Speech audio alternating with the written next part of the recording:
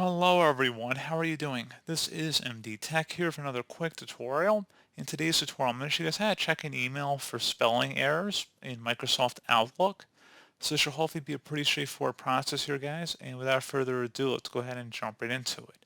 So all you have to do is select the Review tab up at the top of the email in question, and you want to select the Spelling and Grammar button, and then it should run through all the different spelling errors you may have in the email, and it will give you suggestions under there. You also have the option of adding it to the dictionary if you are sure the word is spelled correctly. And if you want to change the word to its recommended spelling, which in most cases you would select the change button and then go item by item for each one it finds. But other than that, we just had one error in our case.